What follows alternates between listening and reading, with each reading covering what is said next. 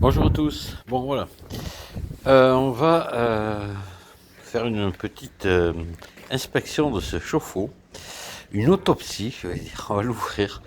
Ce chauffe-eau en cumulus de 200 litres que j'ai installé il y a 15 ans chez moi. Alors vraiment un bas de gamme, le meilleur marché que j'ai pu trouver à l'époque, et qui avait quand même la cuve émaillée. Donc là, je l'ai remplacé pas parce qu'il était foutu, parce que bon, il fonctionnait encore, mais j'ai mis un ballon thermodynamique à la place pour faire des économies d'énergie. Maintenant, j'ai des gros doutes à ce sujet, mais enfin bon, voilà, on verra la suite. J'en reparlerai peut-être un de ces jours. Euh, Parce que vu les consommations que je relève actuellement avec mon chauffe-eau thermodynamique, j'ai des gros doutes. Voilà. Bon, enfin, faudra voir sur une moyenne après annuelle. Euh, Là, ce chauffe-eau, donc je vais l'ouvrir. Là, vous voyez, j'ai commencé déjà à enlever le haut, là, voilà, le bas plutôt.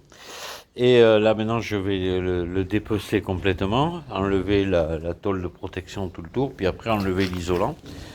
Et puis je le couperai euh, dans ce sens-là, pour voir un petit peu l'état, comment il est dedans au bout de 15 ans. Par contre, ce que j'ai déjà pu constater, vous pouvez pas le voir, mais c'est que l'émail à l'intérieur a bien fait son travail, parce que dedans c'est parfaitement propre. Il n'y a pas du tout de tartre d'accrocher sur l'émail à l'intérieur. La quantité de tartre, j'avais entendu beaucoup de bêtises à ce sujet. On m'avait dit, tu verras, au bout de 15 ans, il va être plein de tartre. Plein, ben non. Apparemment, il y aurait un seau et demi de tartre dedans. Bon, l'état voilà, du doigt de gant de la résistance, voilà, il y a du tartre autour. Ça, c'est normal, hein. La résistance, la voilà, qui était encore bonne, hein. Le thermostat était encore bon. Voilà. Donc là, on va pouvoir savoir de quoi on parle. Plein de tartres, ben déjà, ben non, c'est pas vrai. Alors ça dépend des endroits, évidemment, ça dépend où vous trouvez, de l'eau que vous utilisez. Nous, là, c'est de l'eau de la ville, hein, l'eau de l'adduction d'eau, qui vient d'une nappe phréatique, non loin de là. Voilà. Allez, on va l'ouvrir et puis je fais les constats avec vous après. Alors là, je n'ai pas mis longtemps, hein, 5 minutes à peine. J'ai décollé la tôle tout le tour. Là, voilà, ça me fait une belle tôle de récupération que je pourrais utiliser. Je ne sais pas encore pourquoi, mais voilà. Je vais la garder précieusement. Et voilà, maintenant je vais décoller le dessus là. Puis après, ben, le plus compliqué, c'est enlever l'isolant parce que c'est long à faire. Voilà. Il faut le décoller morceau par morceau. Ça c'est. Mais bon, allez, on y va. Voilà, le haut est décollé, sans problème, facilement. Donc là, voilà ce qui me reste. Ben là, maintenant, il faut que j'épluche tout ça. Alors là, aujourd'hui, il y a du vent. J'ai pas envie de faire voler la mousse de polyuréthane partout. Je vais essayer de me mettre à l'abri du vent, voir si ça veut pas trop voler. Faire ça peut-être avec une pelle bêche. Voilà. Je vois que ça, oui, une pelle bêche, et puis voilà, par à coup, quoi, en tapant dessus, en le pelant, quoi, carrément. Je vois pas d'autre solution. Voilà le chantier. Je l'ai pelé. J'ai mis 10 minutes. Voyez la pelle bêche. Impeccable. Maintenant, je peux ramasser tout ce qui traîne par terre. Ça va être le plus gros du travail. D'ailleurs, regardez, tant que j'y suis, le petit tracteur, le petit Renault 50, 1973 ou 14, il est sûr. C'est une horloge, hein, il marche impeccable. Je l'ai restauré un petit peu, quand même. C'était à mon beau-père, ça. Il avait fait un tonneau avec. Il avait rien eu. Lui, le tracteur, par contre, avait un peu de mal. Mais voilà, il me rend beaucoup de services. J'ai mis un broyeur pour broyer mes branches derrière. Là-bas, j'ai un gyro aussi. J'ai une mécabène là. Tout ça, c'est pratique. Euh, voilà, on a la place pour le stocker, et puis on a grand de terrain ici, donc il nous rend beaucoup de services. Voilà, ça c'était une parenthèse.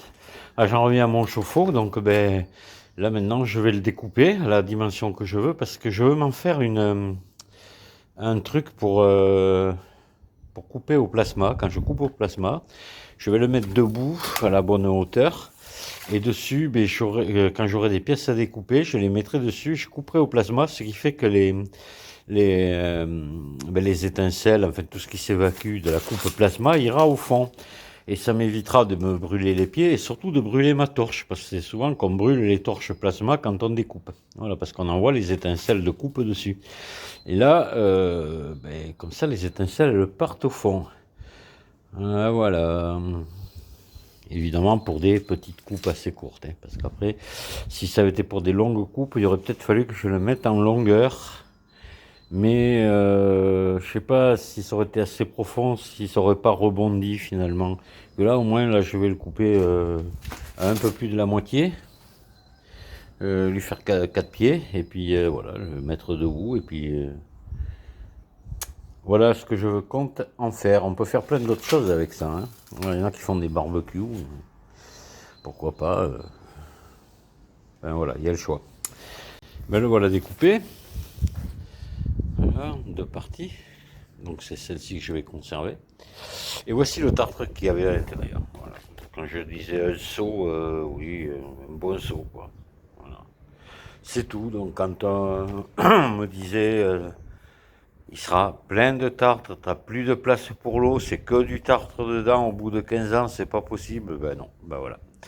Alors ça, je suis persuadé qu'il y a d'autres endroits de France, hein, où on en aura beaucoup plus, hein. Mais là, c'est vraiment dérisoire, hein, ce qu'il y avait dedans. Je vous avoue que je suis assez surpris. Je m'attendais à beaucoup plus. Alors après, il en reste un petit peu sur les parois, mais c'est même pas collé. Avec un coup de jet, ça part, ça. Voilà, c'est l'humidité qui le fait coller contre les parois. Et après, au niveau corrosion, mais ce chauffe-eau, il n'y a aucune corrosion dessus, mais absolument aucune. Voilà. La seule corrosion qu'on voit, c'est là au fond.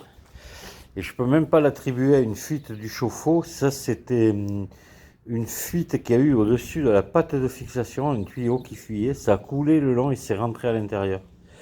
Ça, je m'en étais rendu compte assez tôt, heureusement. À l'époque, j'avais même cru que c'était le chauffe-eau qui perdait, que je voyais de l'eau dessous.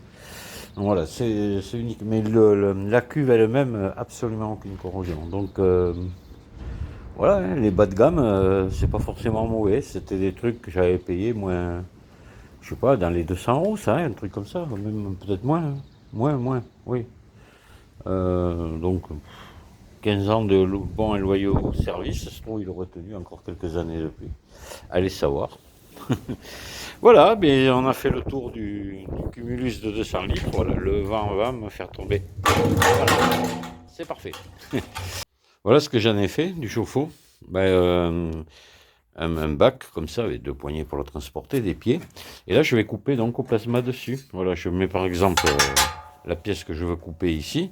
Je viens découper au plasma ma pièce, et ce qui fait que toutes les étincelles partent dans le bac et pas sur mes pieds, pas sur le sol au risque de foutre le feu, et pas non plus sur la torche, parce que souvent les torches de plasma, elles sont cramées comme ça par les projections d'étincelles. Là, au moins, du moins pour des petites pièces. Après, pour des grandes surfaces, ça sera autre chose. Là, on se met sur des tréteaux et puis on se met à l'extérieur. Mais là, je peux même travailler à l'intérieur si je veux, grâce à ça, pour faire des petites découpes. Ce qui sera le cas bien souvent. Et ça sera pour moi des petites découpes. J'avais vu ça sur YouTube, un gars qui avait fait ça, à peu près la même chose, quoi, pour couper au plasma. Il disait que c'était génial. Et ben voilà, j'ai copié. Allez, ben écoutez, j'arrête cette vidéo ici. Je vous souhaite à tous beaucoup de bonheur et je vous dis à très bientôt. Au revoir.